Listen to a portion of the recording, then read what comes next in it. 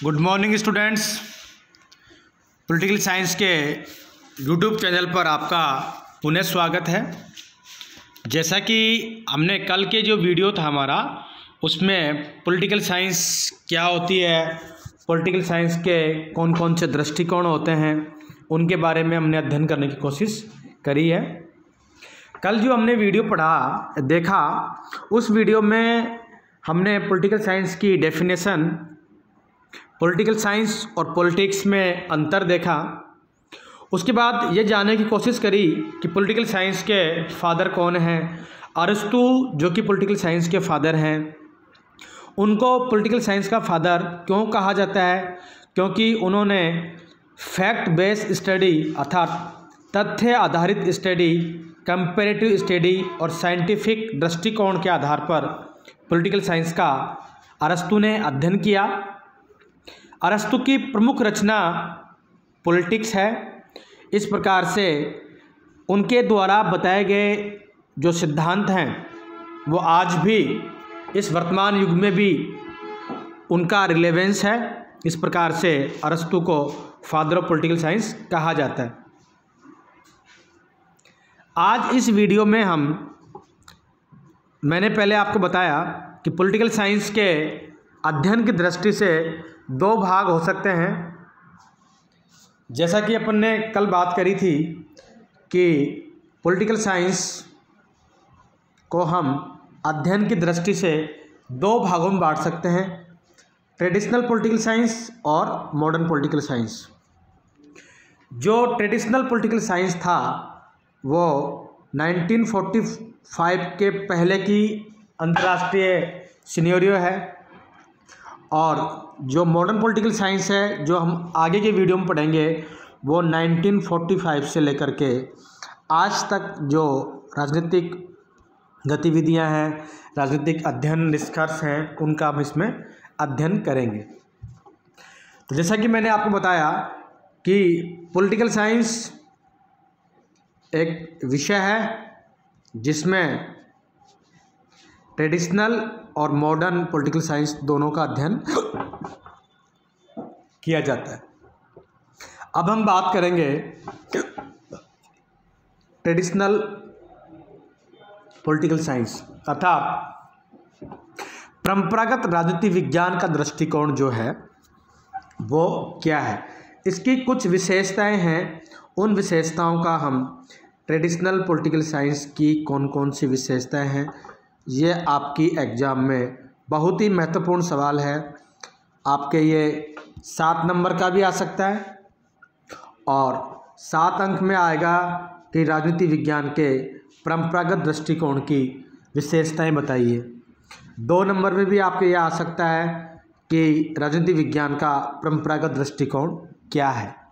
और ये बड़ा सवाल भी आ सकता है 15 नंबर का, उसमें यह आ सकता है कि राजनीति विज्ञान क्या है, इसके ट्रेडिशनल पॉलिटिकल साइंस के परिभाषा, क्षेत्र और विशेषताओं का सविस्तार वर्णन कीजिए। इस प्रकार से हम ये कह सकते हैं कि पॉलिटिकल साइंस का जो ट्रेडिशनल अप्रोच है, जो ट्रेडिशनल दृष्टिकोण है, वो आपके कम से कम 24 नंबर का पेपर कवर करेगा, या यूँ कहें बड़ा सवाल भी आ सकता है 7 अंक का भी और 2 अंक का भी आ सकता है।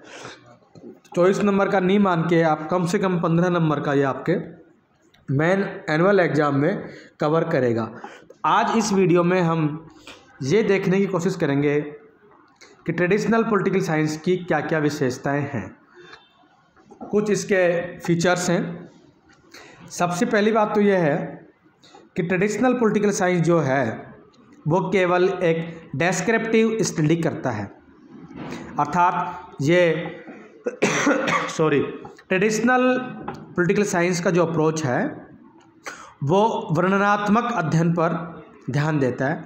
यह केवल वर्णनात्मक, वैज्ञानिक और व्यवस्थित अध्ययन का इसमें अभाव पाया जाता है। राजनीति विज्ञान का जो आधुनिक दृष्टिकोण है वो एक मौलिक विषय है और उसके अंदर राजनीतिक प्रक्रियाओं, दबाव समूह, हित समूह और राजनीतिक व्यवस्था आदि का अध्ययन किया जाता है। जबकि ट्रेडिशनल पॉलिटिकल साइंस में केवल और केवल वर्णनात्मक अध्ययन की बात की गई है। इसके अंदर राजनीतिक प्रक्रिया, दबाव समूह, हित समूह, राजनीतिक व्यवस्था आदि की उपेक्षा की गई है।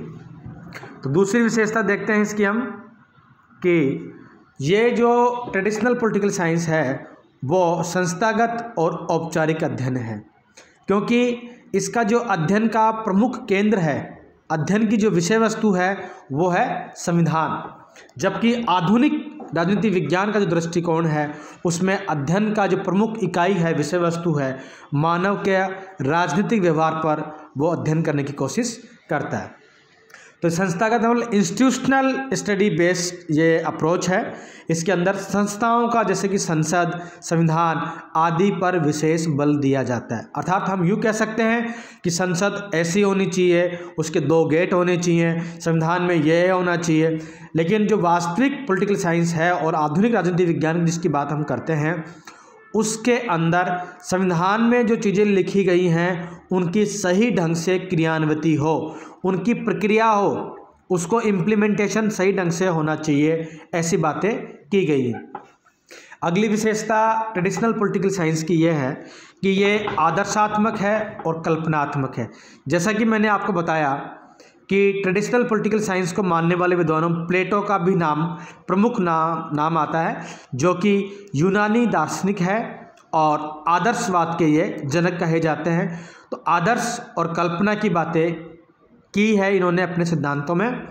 उसी प्रकार से ट्रेडिशनल पॉलिटिकल साइंस में जितने विद्वान हुए हैं उन विद्वानों का जो अध्ययन है वो है आदर्शात्मक और कल्पनात्मक, जिसका इस भौतिकवादी युग से कोई नाता नहीं है। अर्थात इनके द्वारा जो सिद्धांत बताए गए हैं उनको अगर हम वर्तमान युग में इम्प्लीमेंट करना चाहें, क्रियान्वित करना चाहें, तो वो क्रियान्वित नहीं हो सकते, क्योंकि उनमें ज़्यादातर नैतिकता और आदर्श की बातें हैं जो इस यथार्थवादी संसार में या विश्व में संभव नहीं है। अगली विशेषता है ट्रेडिशनल पॉलिटिकल साइंस की कि ये मूल्यपरक है, या मूल्यात्मक कह सकते हैं, या मूल्य सापेक्षता भी कह सकते हैं। अर्थात इनके अध्ययन में नैतिकता ज़्यादा होती है। अब ये मूल्य सापेक्षता और मूल्य निरपेक्षता भी आपके 2 नंबर का सवाल आ सकता है। तो मूल्य निरपेक्षता क्या होती है? पहले मूल्य निरपेक्षता को समझने के लिए पहले हम वैल्यूज़ की बात करते हैं। तो आम बोलचाल के अंदर वैल्यूज़ का मतलब होता है मूल्य, जो कि किसी वस्तु का कीमत। लेकिन यहाँ पॉलिटिकल साइंस के अंदर वैल्यूज़ का मतलब मूल्य नहीं है, कीमत नहीं है। यहाँ इसका अर्थ होता है राजनीतिक मूल्यों में राजनीतिक मूल्य प्राय नैतिकता से निर्देशित होते हैं। मतलब इसके अंदर समानता, स्वतंत्रता, लोकतंत्र, ये यहाँ के वैल्यूज हैं, मूल्य हैं, जिसके आधार पर ही काम चलेगा। अर्थात हम यूँ कह सकते हैं मूल्य निरपेक्षता और मूल्य सापेक्षता 2 शब्द हैं। पहला जो शब्द है मूल्य सापेक्षता और मूल्य निरपेक्षता। जब कोई शोधकर्ता या रिसर्चर जब कोई रिसर्च करता है कि नया अध्ययन या सिद्धांत प्रस्तुत करना चाहता है, जब वो समाज में उस अध्ययन से संबंधित रिसर्च करता है, तो जो वास्तविक स्थिति अगर होगी वही अपने रिसर्च में, पेपर में या नया जो लेख लिखेगा उसमें लिख दे कि यहाँ गवर्नमेंट कॉलेज में ये अच्छा है और ये बुरा है, यहाँ इसकी सुधार होना जरूरी है। जो वास्तविक घटना को अपने लेख में हूबहू लिख दे, ऐसा अध्ययन मूल्य निरपेक्ष कहलाता है। और मूल्य सापेक्ष वो अध्ययन होता है कि बुराइयां छुपा ले और जो अच्छा हो उसको दिखा दे।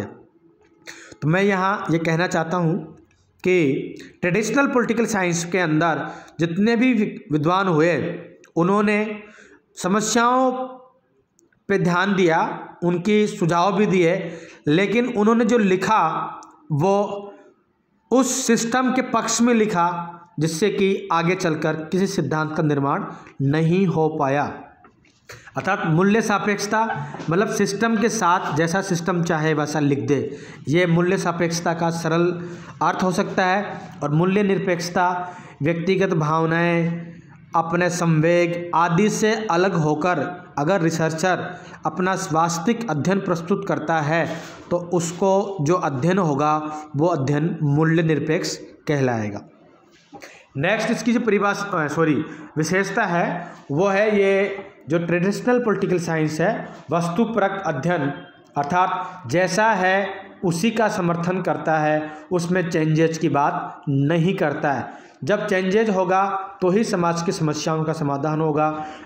इस प्रकार से हम ये कह सकते हैं कि ट्रेडिशनल पॉलिटिकल साइंस जो है वो यथास्थिति का समर्थक है। यहाँ मैं आपको ये बिंदु बिंदु बता रहा हूँ और इनका वर्णन मैं बोल रहा हूँ। आप जब अपने घर पे नोट्स बनाएंगे तो इन बिंदुओं के आधार पर इनका बुक्स पढ़ करके और वीडियो देख करके आप उसमें लिख लेंगे। ट्रेडिशनल पॉलिटिकल साइंस में यथार्थ में क्या है के स्थान पर चाहिए पर विशेष बल दिया गया, अर्थात वास्तव में स्थिति क्या है उसको या उससे ट्रेडिशनल पॉलिटिकल साइंस को कोई लेना देना नहीं है। ऐसा होना चाहिए, ये एसी रूम होने चाहिए, क्लासरूम बड़े बड़े होने चाहिए, पंखे लाइट चल रही होनी चाहिए, पानी की उचित व्यवस्था होनी चाहिए, लेक्चर होना चाहिए। कुल मिला के कहने का मतलब है कि जो चाहिए वो तो खैर होना ही चाहिए, लेकिन जो वास्तविक स्थिति यह है कि संस्था चाहे अच्छी हो, स्ट्रक्चर वाइज चाहे अच्छी हो चाहे बुरी हो, उसमें काम करने वाले कार्मिक का व्यवहार अगर समाज के प्रति अच्छा है तो वो संस्था अच्छी नहीं होते हुए भी बहुत अच्छे रिजल्ट दे सकती है और राष्ट्र निर्माण में, स्टूडेंट्स के चरित्र निर्माण में अच्छा कार्य कर सकती है। अर्थात हम यूँ कह सकते हैं कि ट्रेडिशनल पॉलिटिकल साइंस में यथार्थ में क्या है उसके स्थान पर चाहिए पर इन्होंने बल दिया। मान लो सपोज करो कि मुझे आईएएस बनना चाहिए था, बन जाता, लेकिन ऐसा नहीं हुआ। लेकिन जो आपके हाथ में है उसको आप अच्छे से करें, वो यथार्थ है। और चाहिए जो है वो कल्पना लोक है, आदर्श में है, उसको पाना बहुत मुश्किल होता है। तो ट्रेडिशनल पॉलिटिकल साइंस में जितने भी अध्ययन प्रस्तुत हुए या अध्ययन आए उसमें चाहिए पर बल दिया गया है। यथार्थ में क्या है या उस वक्त संसार की क्या समस्याएं थी, उनका क्या समाधान हो सकता था, इस पर विशेष बल नहीं दिया गया है। जो ट्रेडिशनल पॉलिटिकल साइंस है उनकी जो अध्ययन पद्धति है वो ऐतिहासिक और कानूनी है। ये ट्रेडिशनल पॉलिटिकल साइंस दर्शन पर अत्यधिक बल देता है। जैसा कि प्लेटो ने दार्शनिक राजा की परिकल्पना प्रस्तुत करी है। प्लेटो की प्रसिद्ध पुस्तक का नाम रिपब्लिक है। उस पुस्तक में इन्होंने दार्शनिक राजा की कल्पना प्रस्तुत करी है और उस दार्शनिक राजा को बनने के लिए बहुत लंबी प्रक्रिया का उल्लेख किया है। अंत में जाके प्लेटो ने स्वयं अगली जो बुक है उनकी द लॉज, उसमें स्वीकार किया गया है कि रिपब्लिक में मैंने जिस प्रकार के राजा की कल्पना करी है वो इस धरातल पर संभव नहीं है। अर्थात हम यूँ कह सकते हैं कि ट्रेडिशनल पॉलिटिकल साइंस दर्शन पर अत्यधिक बल देता है। समष्टिवादी अध्ययन पर बल, अर्थात जो ट्रेडिशनल पॉलिटिकल साइंस वाले होते हैं ये अध्ययन की इकाई बड़ी मानते हैं। बड़ी अध्ययन की इकाई अगर होगी तो उसके अंदर निष्कर्ष सही ढंग से नहीं आएंगे। आगे चलकर व्यवहारवादी और आधुनिक राजनीति विज्ञान जो विज्ञानी शास्त्री हैं वो अध्ययन की इकाई बहुत छोटी मानते हैं। छोटी अध्ययन की इकाई होगी तो हम उसको अच्छे से उसका अध्ययन कर पाएंगे, अच्छे से निष्कर्ष निकलेंगे और निष्कर्ष के आधार पर सिद्धांत का निर्माण हो सकता है।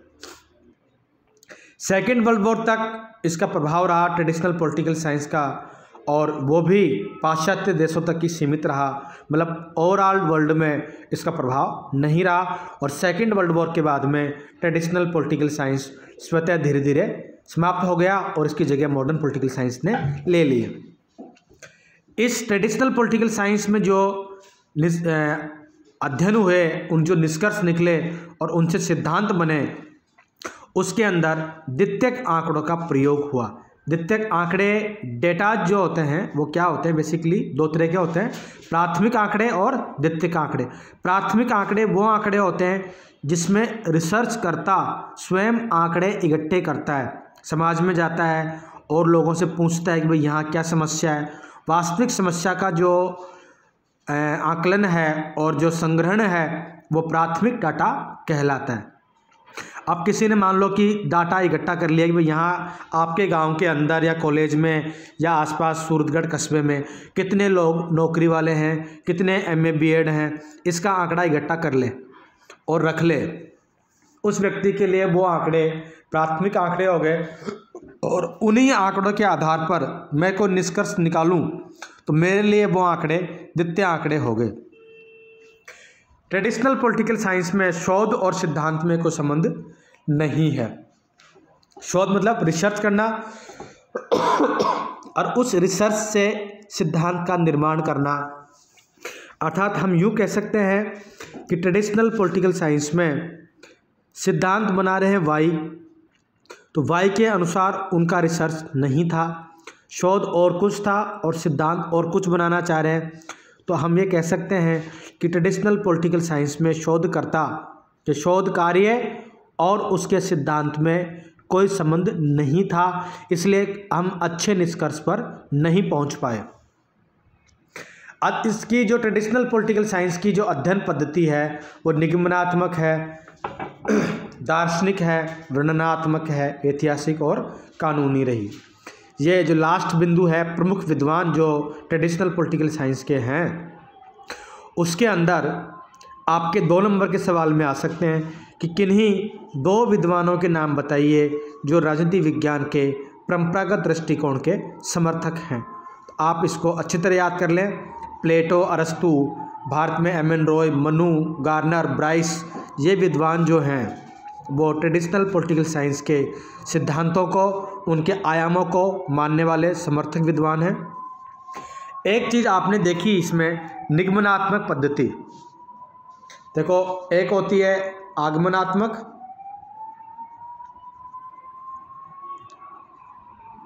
और एक होती है निगमनात्मक।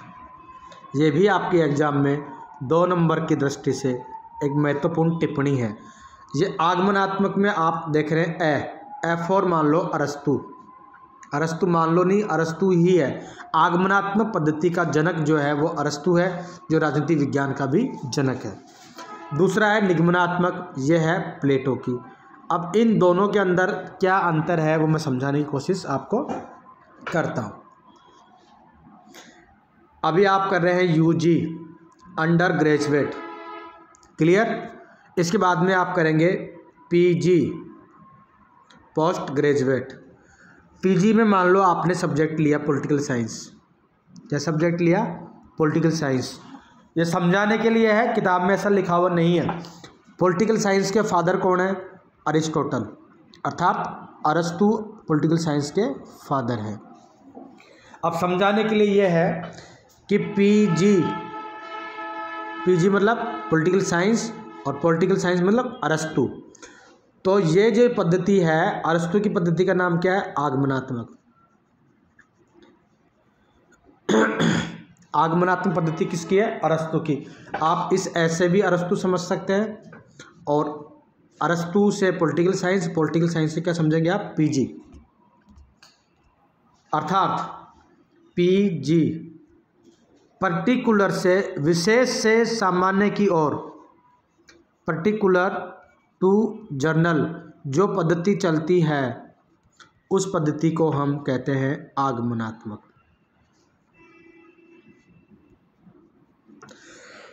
P for particular, G for journal. Particular से विशेष से सामान्य की ओर जो पद्धति चलती है उस पद्धति को कहते हैं हम आगमनात्मक। इसके विपरीत PG, इसको हम उल्टा कर देंगे GP, जर्नल टू पर्टिकुलर, अर्थात सामान्य से विशेष की ओर जो चलती है उसको कहते हैं हम निगमनात्मक। निगमनात्मक। और ये पद्धति का जो जन्मदाता है वो है प्लेटो। अब आप इसको ये यूँ याद करें, पीजी अरस्तु की है और इसका उल्टा करेंगे जीपी, पी फॉर प्लेटो। प्लेटो निगमनात्मक का है और अरस्तु आगमनात्मक का है। आगमनात्मक में पर्टिकुलर टू जनरल चलती है और निगमनात्मक में जनरल टू पर्टिकुलर अध्ययन की प्रक्रिया चलती है। अरस्तु और प्लेटो। अब आपको ये भी देखना होगा कि वेस्टर्न पॉलिटिकल थॉट, यूनानी राजनीतिक विचारक में सबसे पहले आते हैं सोक्रेटिस, सुकरात। सुकरात का शिष्य था प्लेटो और प्लेटो का शिष्य था अरस्तु। ये गुरु शिष्य परंपरा चली आ रही थी। तो ये थर्ड ईयर में पढ़ेंगे आप, केवल इतना ही देख लें। सुकरात, प्लेटो और अरस्तु एक गुरु शिष्य परंपरा है। इस वीडियो में मैं आपको केवल आज इतना ही पढ़ाऊँगा। आज के लिए थैंक यू। आप थोड़ा सा वीडियो वॉच करें, इसको लाइक करें, मेरे चैनल को सब्सक्राइब करें, लाइक करें और इसको आगे से आगे शेयर करें। कल हम जो पढ़ेंगे वो हमारा अगला बिंदु होगा एमपीएस, क्योंकि हमने पॉलिटिकल साइंस के दो भाग करें अध्ययन की दृष्टि से, ट्रेडिशनल पॉलिटिकल साइंस और मॉडर्न पॉलिटिकल साइंस। हमने ट्रेडिशनल पॉलिटिकल साइंस पढ़ लिया है और कल पढ़ेंगे मॉडर्न पॉलिटिकल साइंस की परिभाषा, अर्थ, प्रकृति, क्षेत्र और इसकी विशेषताएं। फिर लास्ट में हम दोनों के अंदर एक कंपैरिजन करेंगे, तुलना करेंगे, जो भी आपकी एग्जाम की दृष्टि से महत्वपूर्ण है। इस चैप्टर में अब केवल 2 बिंदु बचे हैं, एमपीएस और दोनों के अंदर एक तुलना। मैं आपको 2 मिनट के अंदर ट्रेडिशनल पॉलिटिकल साइंस को मैं रिवाइज करना चाहूँगा कि ट्रेडिशनल पॉलिटिकल साइंस जो है वो 1945 से पहले की स्थिति है। इसमें प्लेटो, अरस्तु, एमएन रॉय, गार्नर